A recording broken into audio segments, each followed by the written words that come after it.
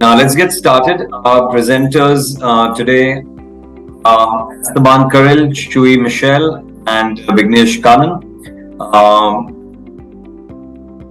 So Chuy is the Vice President of Intelligent Automation at QX and Chazy Partners. He heads our Global Intelligent Automation Business Unit, which helps clients on the intelligent automation journey. And we have Esteban Carril joining in. He's the Managing Director of QX and Chazy Partners in Latin America. He has over 20 years of experience in finance, shared services, and operations management. And he has a solid background and a track record in financial and operational assistance.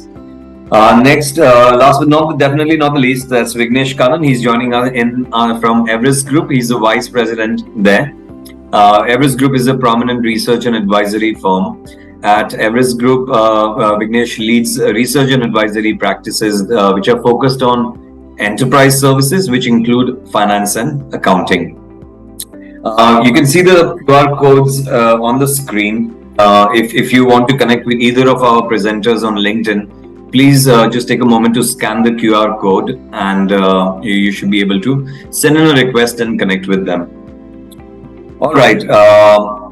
That's enough of me. I'll step aside and I will hand it over to Esteban. Well, thanks very much, Michel. Hello, everyone, and thanks for joining our webinar today. Wherever you are around the world, I see people from all over the places. So the goal of this session is to raise awareness of the scope and speed of the changes that we are experiencing due to the new reality that is dramatically reshaping the role of finance within the organizations.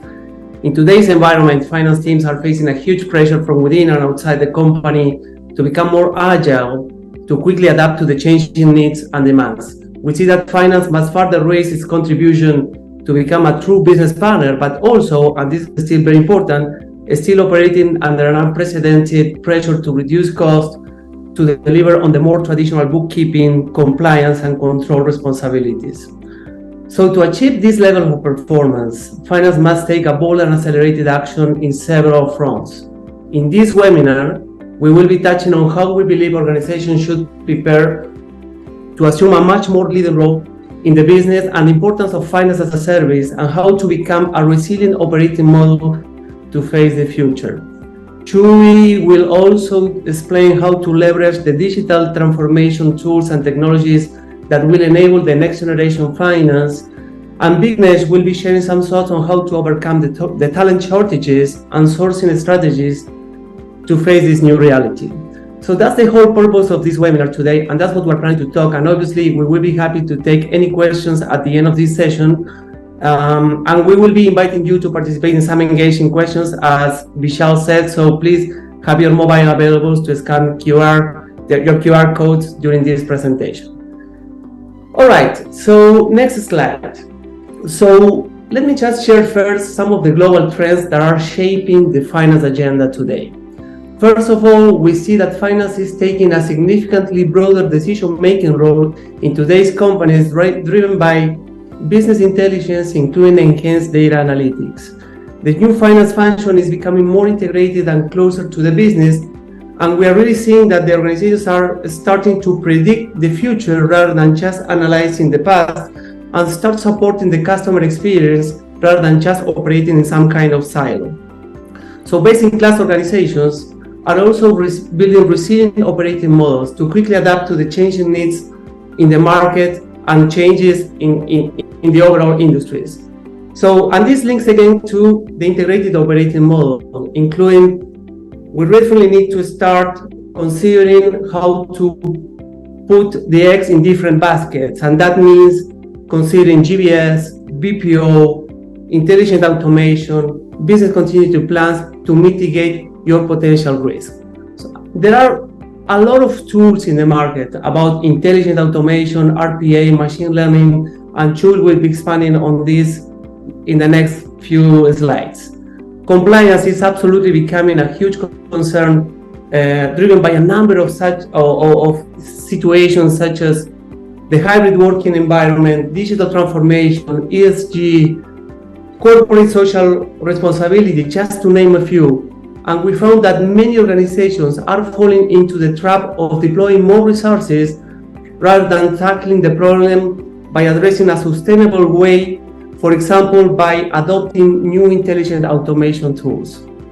We also see an accelerated development in terms of center of excellence and value-added services as part of the trend to move more processes to GBS. And this is absolutely important. GBS is evolving to more value-added services, leveraging more digital and becoming more centers of expertise rather than just operating as a transactional engine. The whole finance function also needs to think about itself, how it's currently operating, and this is also relevant in terms of the skill sets that we need as part of the organization, training, recruiting, hiring practices, people development.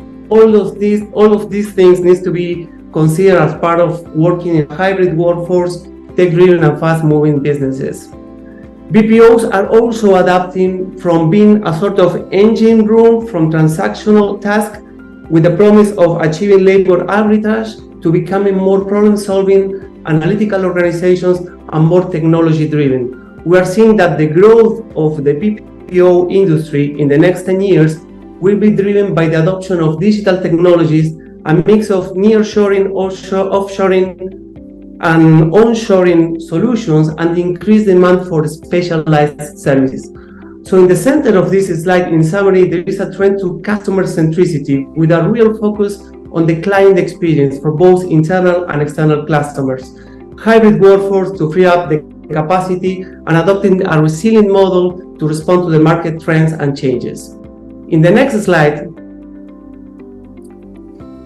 it's very important to look at how it takes to become next generation finance. And there are three ways that finance can typically add value to the enterprise. It could be whether achieving sustainable cost savings, it could be delivering quality services, and also establishing an effective control environment. This is what we typically call the triple benefit, and it's shown in the center of this wheel. The success of moving from traditional shared services or traditional finance to next generation finance depends on the proper preparation in a number of areas, including technology, organization, client, and processes. And to create value to the company to the best, or rather be where the best-in-class finance organizations are today, the new finance organization needs to evolve and develop capabilities in each of these 8 key dimensions or levers that we're seeing in this wheel. So I will not go in detail in each of these levers, as we will be presenting most of them in the next slides, but I would like to name some of them. So we're talking about strategy. We're talking about how well finance aligns to the overall business strategy. We're talking about implementing an integrated operating model, moving away from generalist roles and moving into specialist teams. And this is what we typically call the 4 channels: the corporate function, GBS, shared services, COEs, and business partners. Vignesh will be talking about the skills that are needed to the next generation finance function, the importance of end-to-end process design and global process ownership. We really need global process ownership empowered to make decisions, accountable for the process outcomes, and to drive the investment agendas of the end-to-end processes. Intelligent automation and digitalization, absolutely critical. The new finance functions will be highly digitized and self-service enabled, and Chuy will be expanding on what it needs to drive the digital transformation for the finance function in the future. Sourcing model, we should constantly revisit our insourcing and outsourcing model, and this again links back to building a resilient operating organization. There are several innovative service offerings from BPO providers today to overcome talent shortages, and Vignesh will be talking about this in a few minutes. And customer centricity, absolutely critical. We need finance to align to the end goal of supporting the customer experience rather than just operating in some kind of silo. And the approach should be changing towards encouraging people to interpret data, encouraging people to understand the needs of the front end, and ensuring that support the functions to keep pace in the front office. So this is absolutely critical. all the organizations need to take into account these 8 elements. So we're going quickly to our first polling question, and we would like to ask you, what do you consider the key levers that you should be working to help you transform your finance organization? So please have your mobile phones ready so we can go to the first polling question.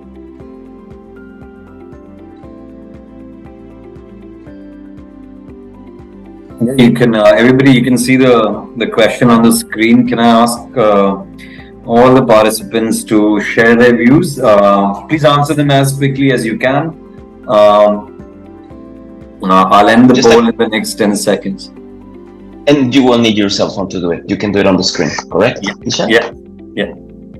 Okay. Thank you, everybody. I'm going to wait another 5 seconds and we're going to share the results with you. Remember to click submit once you answer the question. Submit is important so we can account for your response. So Chuy, let's see if this is consistent with what we have been seeing and presenting in our last webinars, right? Yes. Right, we have some digitalization, definitely integrated operation model. Yeah, so more than 50%, Esteban, as we have been seeing as a trend in the industry, right? So if you add up intelligent automation and digitalization, it's over 50% in the agenda. So yeah, definitely the trend we're seeing across the industry. This is absolutely consistent with what we have been asking our audiences in all our webinars around the world, right? And yes, absolutely, most of the finance functions organizations right now are trying to leverage all the digital technologies and trying to accelerate and scale their intelligent automation efforts, right, Chuy? Yeah, and you know, integrated operating model and talent management as a whole, right? It's also a big component, and of course we have Vignesh, which will be sharing talent trends later in the presentation. Absolutely. Well, thanks very much. So if we go to the next slide, and I noticed that the third answer was integrated operating model. So what exactly is the new role of finance? And sometimes we don't really think about that very much. So we've used this sort of matrix as a way of looking at finance. So whenever we assess as consultants the finance function, we look at it through these 4 channels. The finance function can be evaluated according to how well it aligns with several of these features, such as business partnership, back office process delivery, strategic support, and compliance and control or controllership. So this matrix illustrates this and supports the transformation of the finance function by acting as a lens through which finance can be viewed and evaluated as a service. In fact, this chart can be used as a compass to help steer the course of finance transformation by defining for each line of service where the priorities are located and where the compass should be pointing to. For example, in some organizations we found that we need to move towards the more strategic planning sort of aspects from the finance transformation. In some others, we need to look at how to make processes more simpler and standardize the processes throughout the organization. So you'll see at the bottom right corner that we have the traditional controllership functions, which obviously includes enterprise-wide control, reporting, which has a number of areas that you can see here, like closed calendar, working capital management, regulatory compliance, business reviews.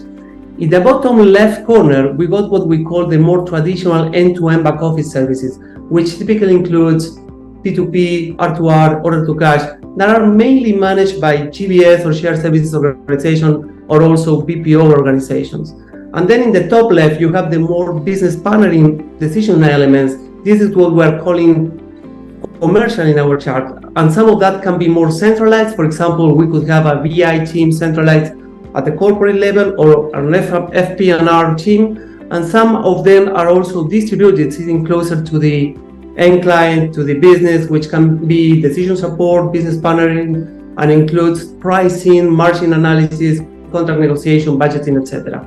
And in the upper right corner, we have the more strategic company-wide functions, which includes M&A, planning, group reporting, treasury management, long-term financing and investment. So these are not really independent boxes, and there may be some overlaps, but there are different ways of looking at the role of finance. And when you are assessing your finance function, especially for the next generation finance function, you need to understand the skill sets required, the balances between each of these channels, the investments to be made in each of these, the degree of automation that it can achieve, the training requirements attached to each, and people development and others. So, but I always find useful to look at this matrix as a kind of pointer to the overall finance role responsibilities. So in the next slide, this is just an example of a potential finance operating model, and it's very important to get the basics right. And this comes back again to our prior slide when I was showing the role of finance organized in 4 specialist teams or channels.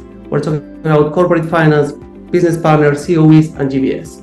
And at the bottom diagram, we highlight the service management framework. This is absolutely critical.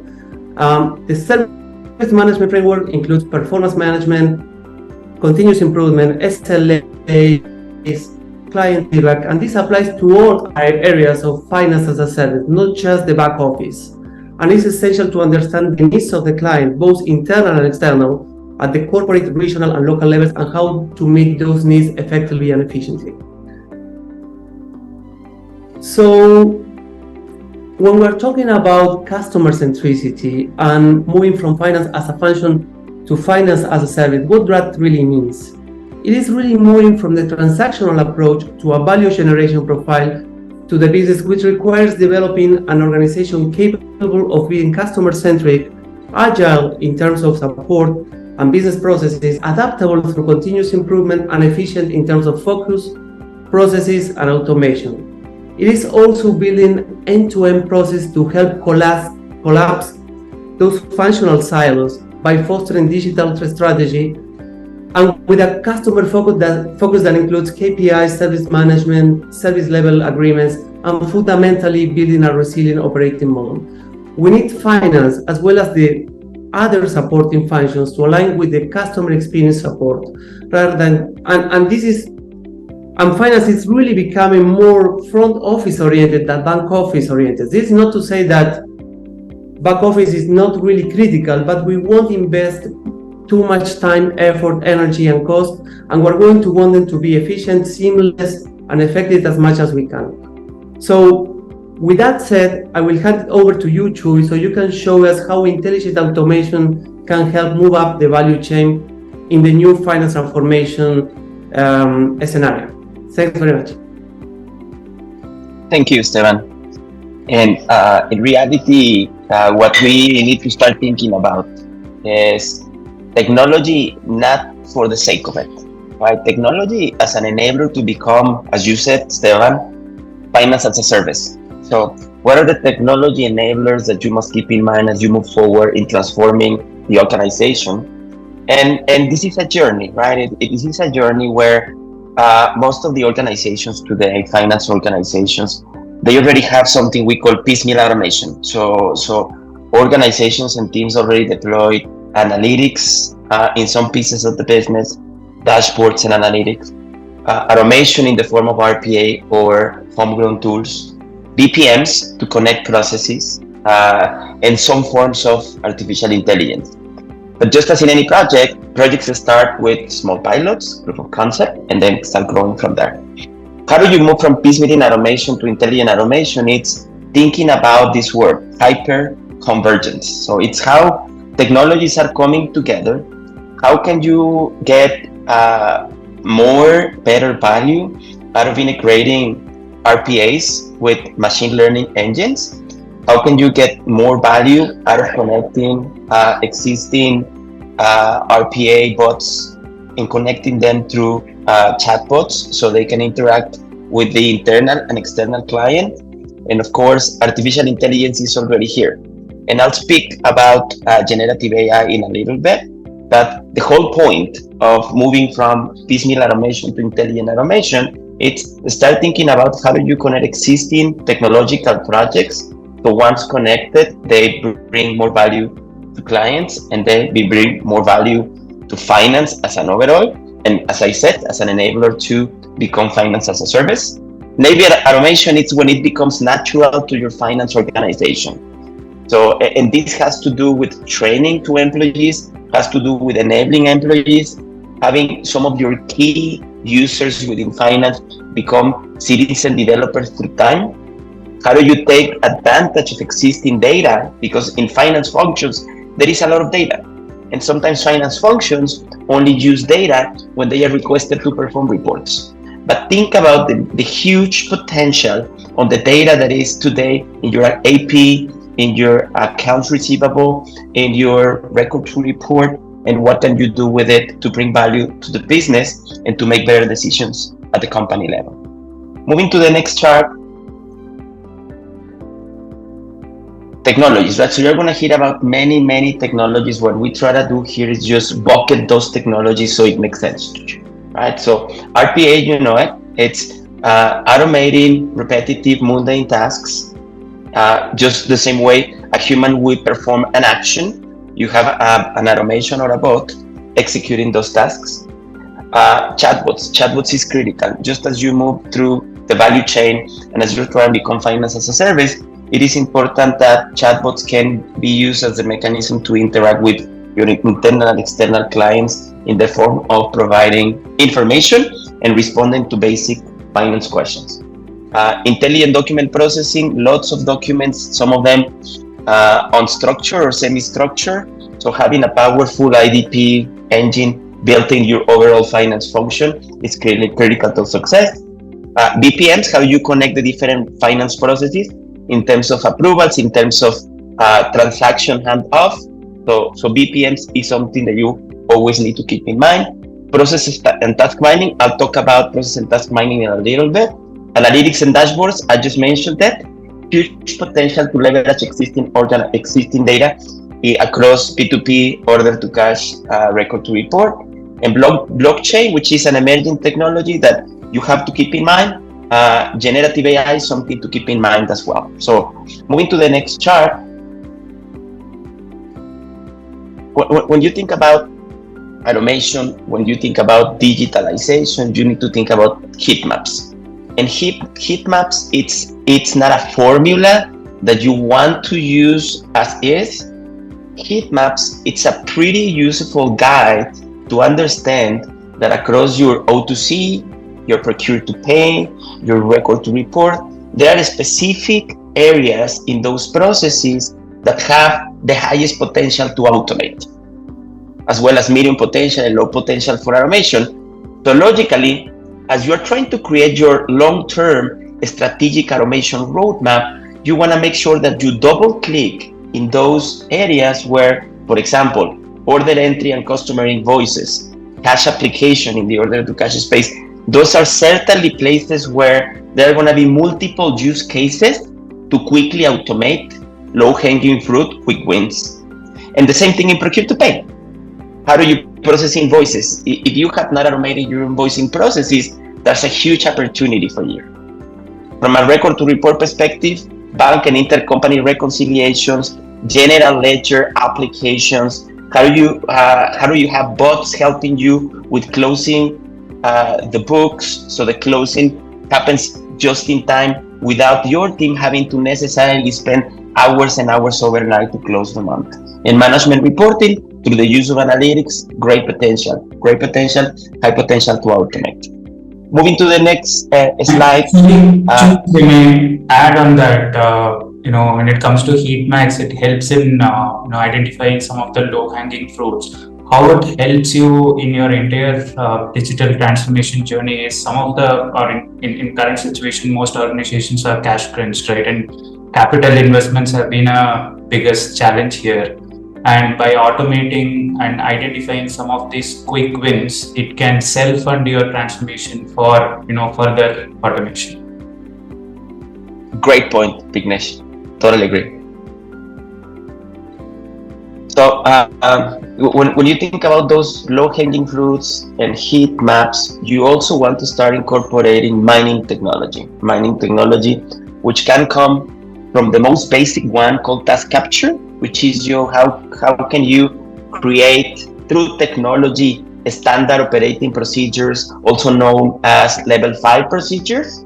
So instead of using teams or a bunch of teams documenting processes for your own finance function, of your BPO, how do you document your client processes? Task capture is the answer. There are multiple tools out there. Task mining, you want to use task mining when there are small pockets of team, let's say an accounts receivable team, a people of 10, where you deploy artificial intelligence agents in each one of the computers, and then you start collecting data from the guys operating in front of the accounts receivable systems.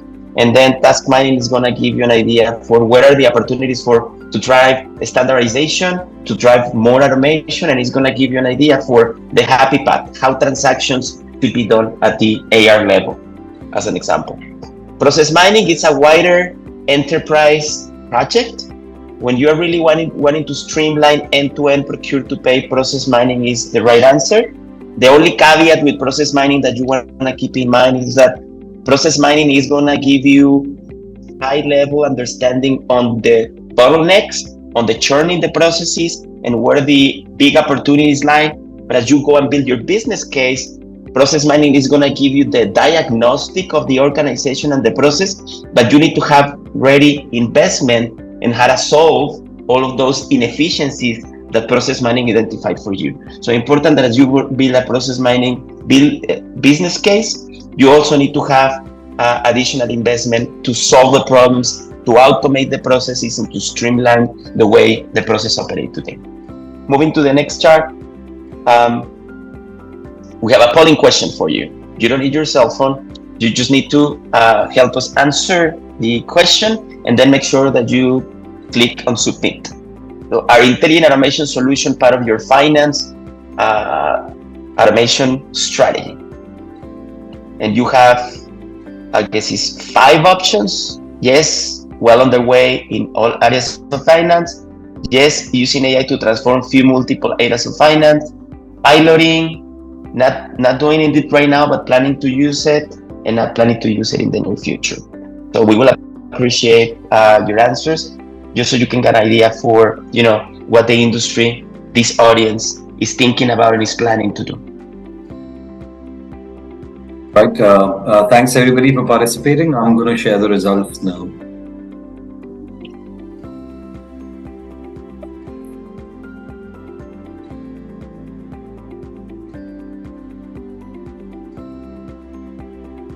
So yeah, happy to see that more than 50% of the organizations, they really realize the need and importance of technology enablers, using intelligent automation, using artificial intelligence, and just 3%, right, which is very,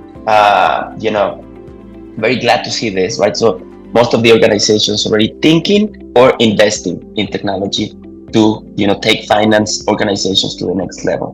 Any thoughts, Vignesh, Esteban?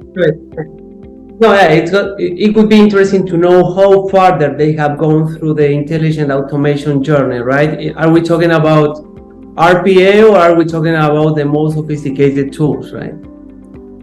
Yeah, to me, it's consistent with what we are seeing. But in my experience, where a lot of organizations who have embarked on this journey, they were able to achieve, a certain cost saving, certain benefits. But most organizations struggle to scale up the operations, scale up their technology investments beyond a certain volume of operations, right? So, yeah, curious to know that.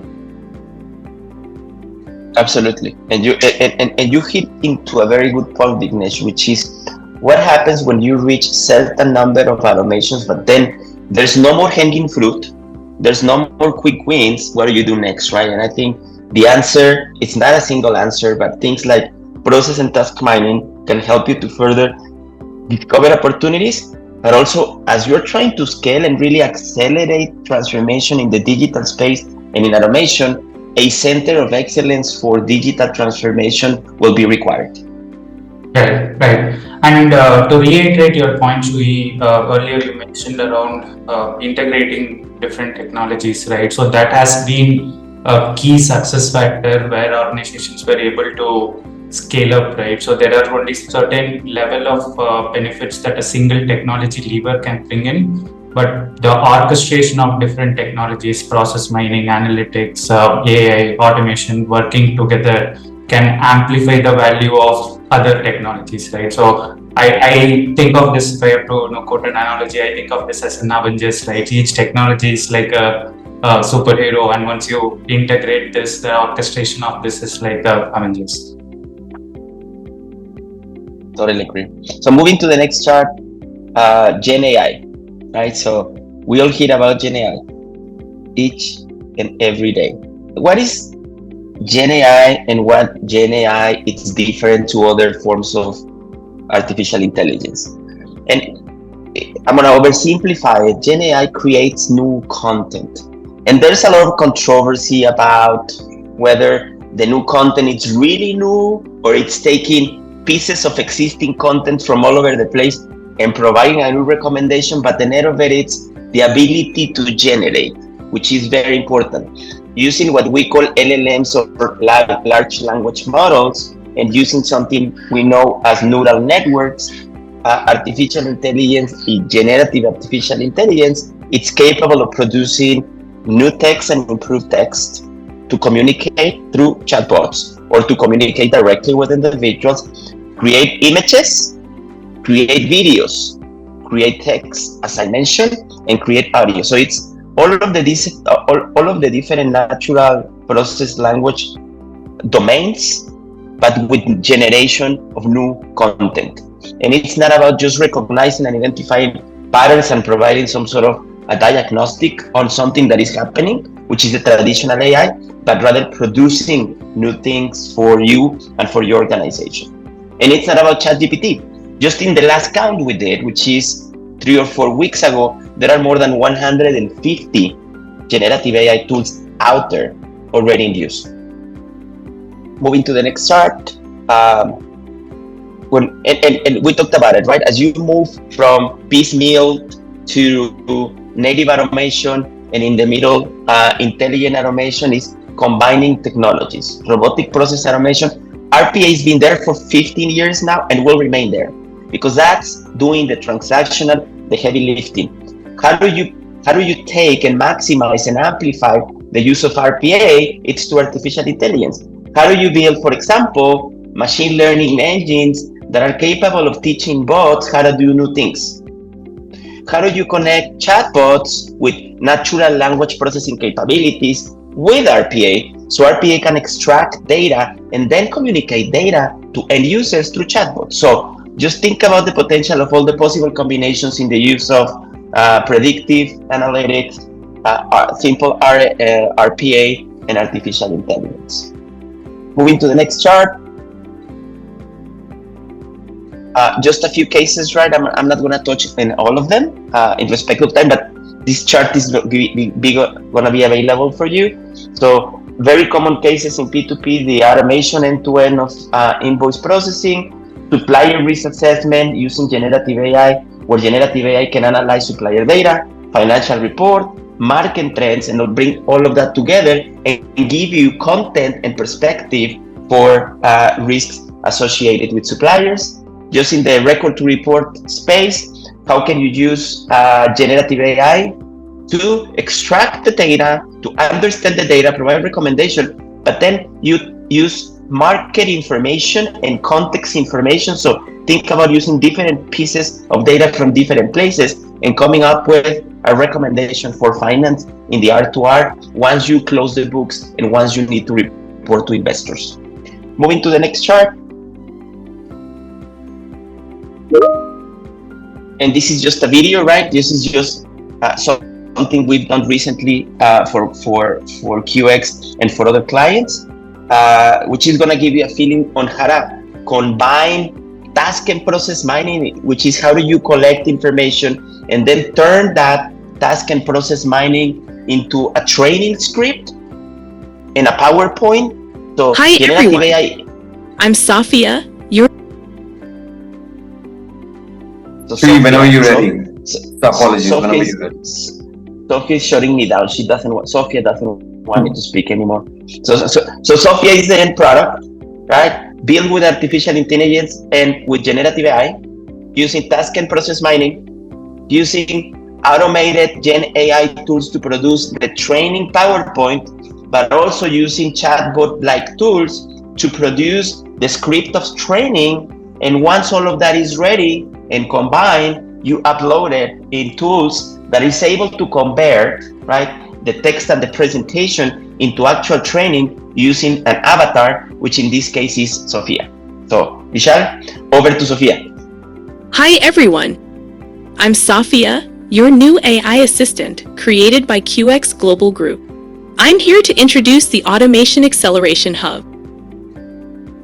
Initially, in this video, I would like to give you an introduction to the Automation Acceleration Center, which is our center of expertise.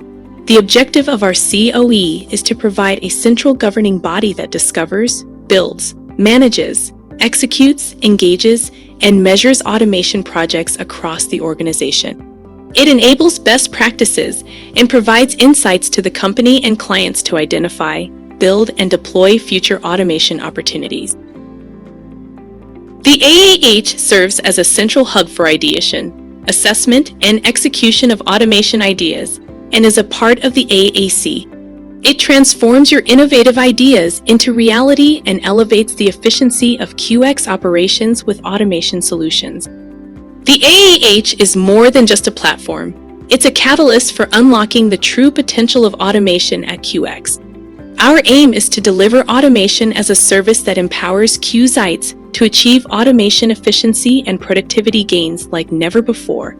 By leveraging the AAH, you can free up valuable time and resources, allowing you to focus on more strategic tasks that drive success for QX. Now the ball's in your court. Head to the Automation Acceleration Hub and submit your ideas.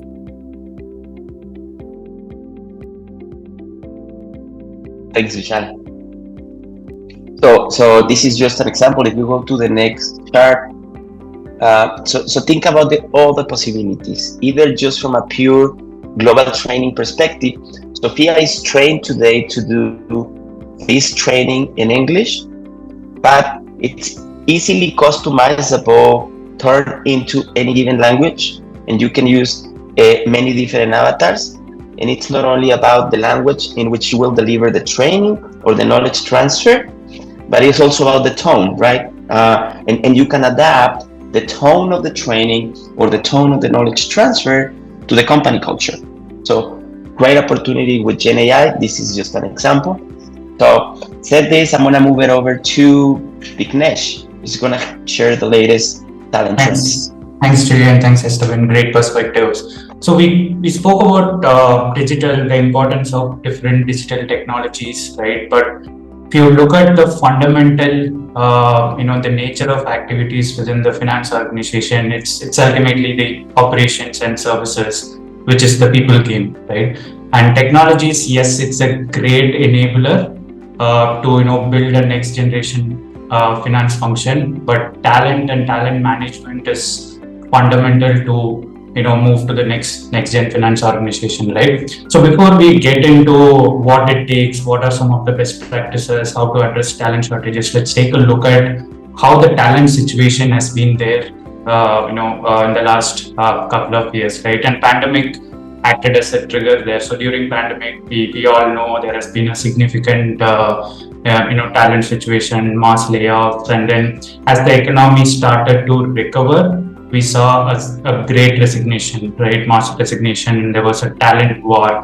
And then we moved into 22 towards the end of, in the beginning of 23, there were a lot of buzz around economic recession. Some economists were going into a recessionary environment, which kind of, in a way, stabilized the talent situation, the resignation, the attrition came down. But now what next, right? As we go into 24, or towards the end of 23 and we move into 24, what can we expect there? So if you look at the history, whenever there is a economic recovery from an uncertain environment, the talent war starts, right? So the demand for talent, niche skill sets, there will be a significant talent shortage. So for you to move into a next generation finance function, it is very, very critical to build a future ready workforce, right?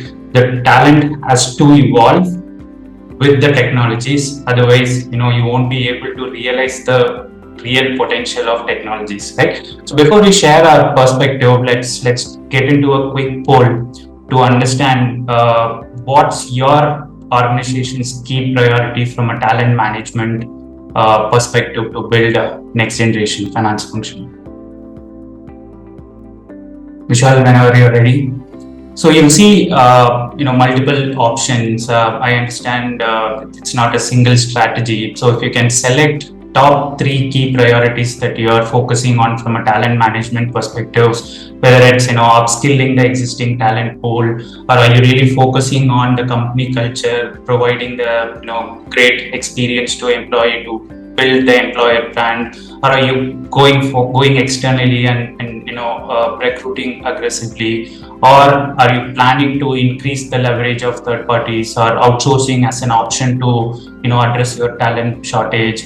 And the next one is interesting, right? So there are the gig economy, the freelancer economy is growing up. Are you planning to tap into some of the alternative non-permanent talent models? And lastly, leveraging digital for talent management, and are you planning to increase the adoption of digital technologies, which automation, analytics, which Esteban and Chuy were talking about?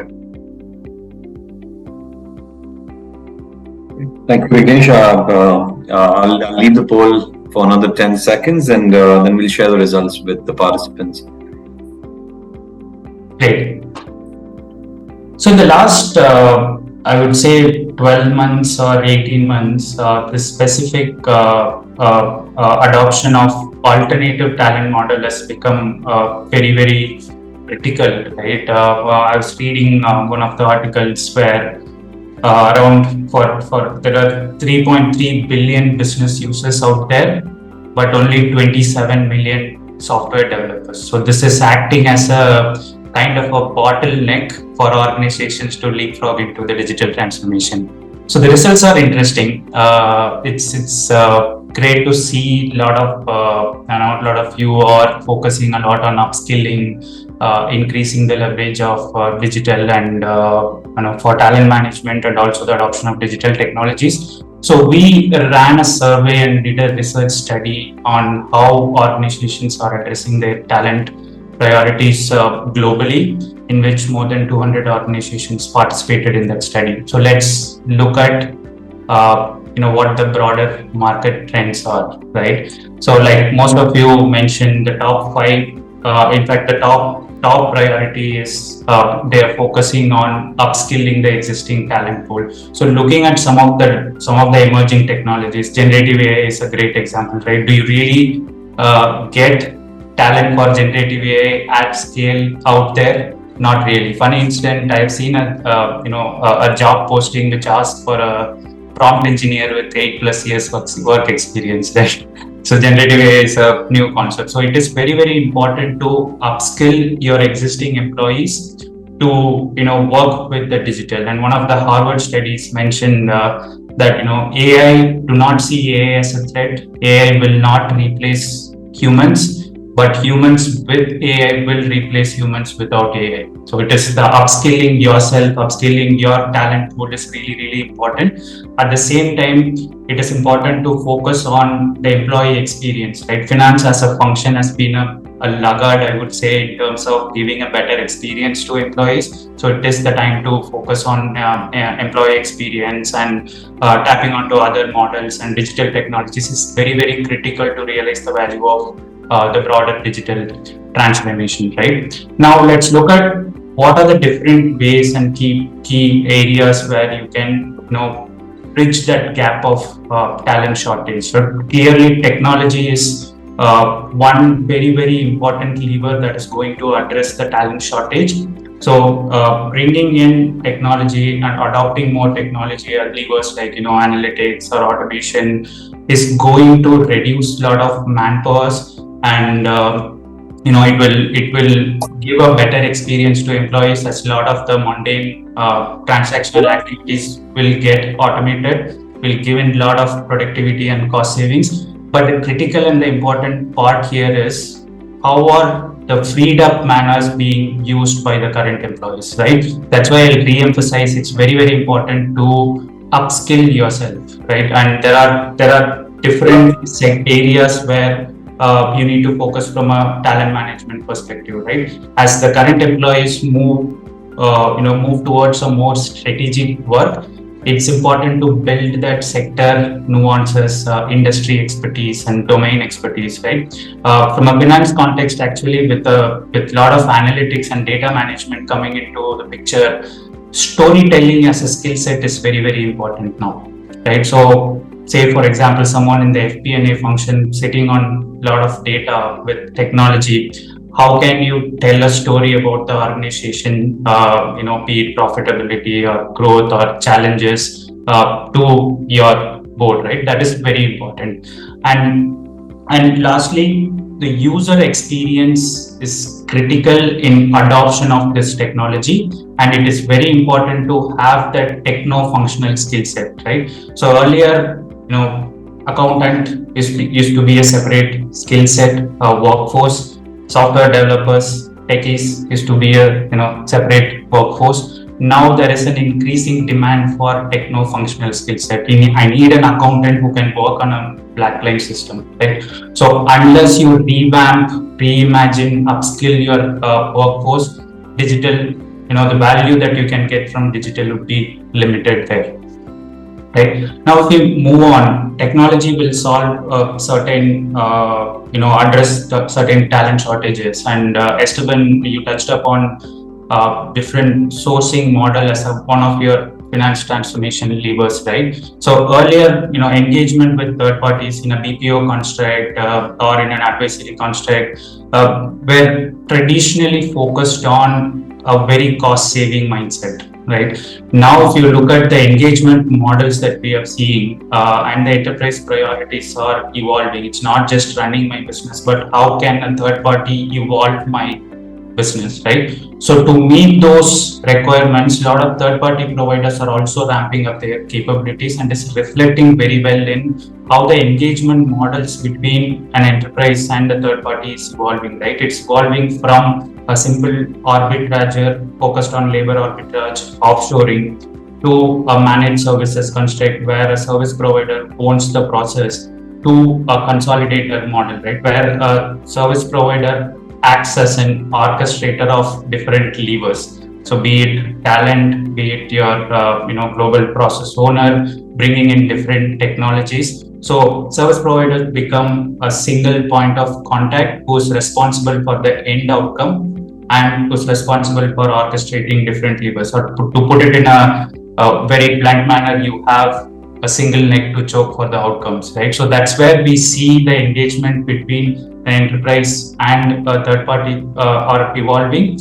And if you look at the capability developments of third parties providers as well, it has evolved significantly. So from a talent perspective, it's not just offshore. A lot of providers are building, workforce and delivery centers in nearshore and onshore locations. And the entire delivery model is moving towards kind of a follow the sun approach, right? So seamless handoffs between offshore, nearshore, onshore locations. And from a digital perspective as well, a lot of providers are building an ecosystem of third-party partners, right? So bringing in their homegrown tools, bringing in third-party partnership, and leveraging the entire ecosystem to deliver the services. It's not just I'll come and deliver service on your system, but I'll bring in an ecosystem of solution as a platform, and going back to your point, Esteban, as a service, deliver it on a digital platform, right?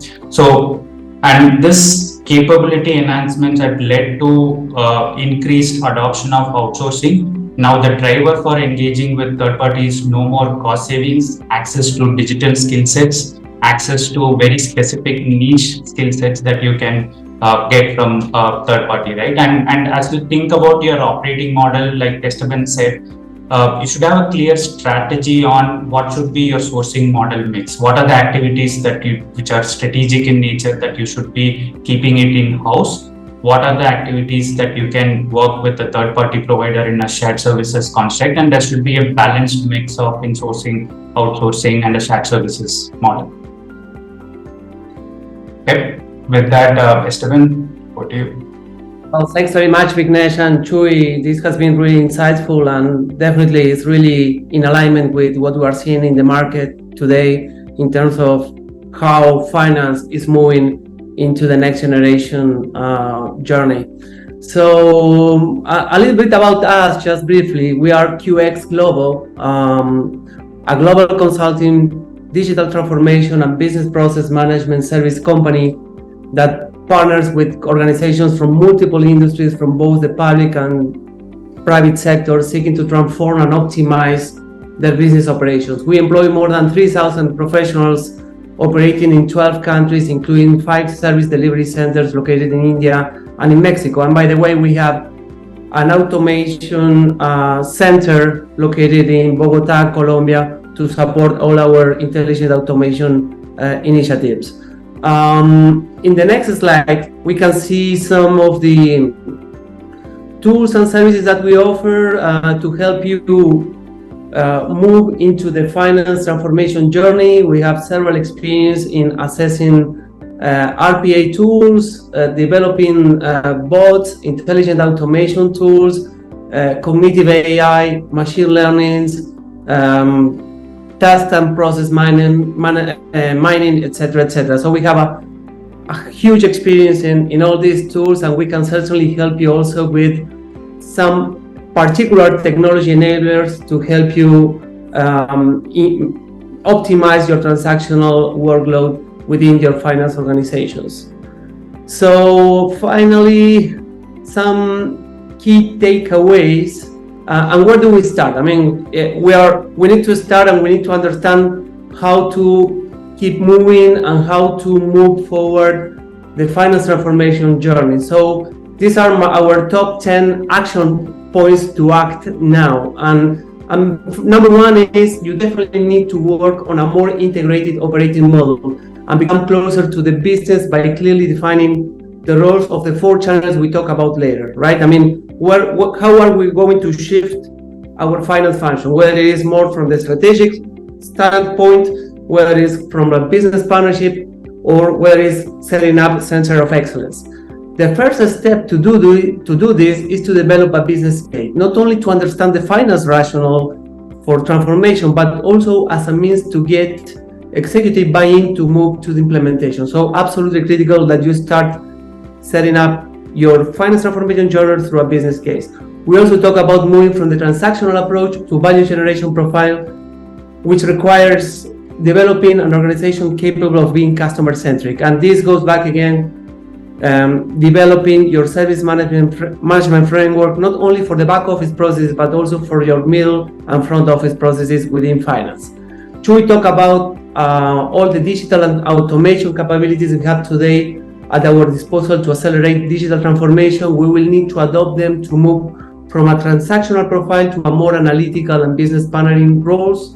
Gen AI is definitely a game changer for the finance function, as it can help us speed up the decision-making process, customizing financial reports and dashboards, real-time data, and visualization. So absolutely something that we should be looking at. Vignesh also told us about how critical it is to assess your workforce, identifying and addressing those talent gaps. It is no longer about hiring accountants with ERP, Excel experience. We're talking about skill sets more diverse and more essential to drive the technology transformation. So absolutely critical that you revisit, upskills your resources. In order to build a resilient operating model, it will be also critical that you constantly run a make or buy analysis to revisit your insourcing versus outsourcing strategy. There are a number of creative BPO solutions today, such as build, operate, transfer, vendor augmented, virtual captives to help you overcome talent shortages and develop digital capabilities faster. And last but not least, we should really strive to do things differently to get the different results. So this is the whole point of this presentation. Before we go to the Q&A sessions, I would like to thank Chuy, Michel, Vignesh for joining me in this session. And with that said, we will hand it over to you, Michel, for some follow-up questions. Thanks very much. Right. Thank you. Thanks, Chuy, Esteban, and Vignesh. And I'm going to launch the last poll now.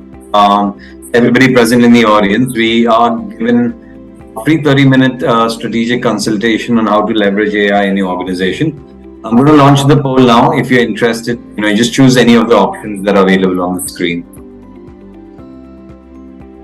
Yeah, while the poll is on, I'd like to stress on the point that Esteban said, right? Act now. The reason being, we saw that during COVID, organizations who are able to change their strategy, think differently during an uncertain environment, were able to thrive and move faster when the economy recovers, right? So any uncertain environment creates a clear winner and losers. That's why it's really, really important to act now during the uncertainty, to think about what is going to be the future, right? And a clear, I don't know how many of you are here are F1 fans. Races are clearly won during curbs, right?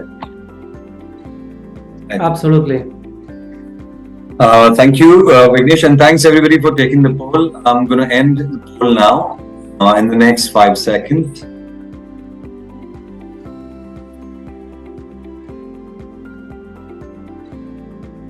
Right, so thank you for that. And with that, I'm going to move to the Q&A session. If anybody has any questions, please feel free to pop them in the chat and then in the Q&A box. Thanks. And for those, Sorry, Chuy, you were saying something? For those that want to follow up with questions, inquiries, if you were not able to get all your questions answered today, feel free to reach out. Right.